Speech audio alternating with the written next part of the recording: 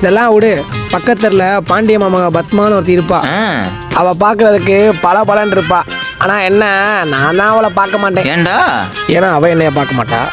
இதை விடு, 4th கிளாஸ்ல ரோஸ்னு ஒரு பொண்ணு பார்க்க மனமா இருப்பா.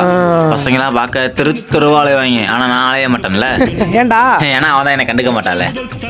ப்ரோ இந்த அட்ரஸ் மட்டும் எங்க இருக்குன்னு பார்த்து சொல்லுங்க ப்ரோ. டெலிவரி பாயா? எனக்கு தெரியல மச்சான், நீ பார்த்து சொல்றா. ஏய், இந்த இடம் சரியாதா உனக்கு? 5வது தெருவில் அந்த ஒரு புள்ள இருப்பாளே, பார்க்க அம்சமா இருப்பாளே, மறந்துட்டியா?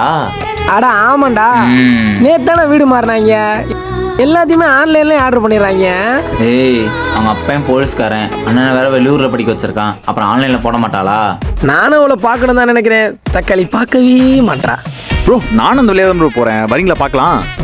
நீ ஆன்லைன் டெலிவரி தான் பண்ண போற, உங்க வந்து நாங்க என்ன பண்ண போறோம்? உங்க வீட்ல எங்க ப்ரோ இருக்கு? எங்க வீடு பக்கத்துல தான் இருக்கு. பேக் பெருசா இருக்கு, நிறைய ஆர்டர் பண்ணிருப்பா போலயே. ப்ரோ ஆர்டர்லாம் பண்ணல ப்ரோ. அப்புறம் நான் உங்க அண்ணன் ப்ரோ. அண்ணனா? சரி சரி. தங்கச்சியை கேட்டதா சொல்லுங்க. ப்ரோ வாங்க ப்ரோ, சேர்ந்து போய் தங்கச்சியை பார்க்கலாம். ப்ரோ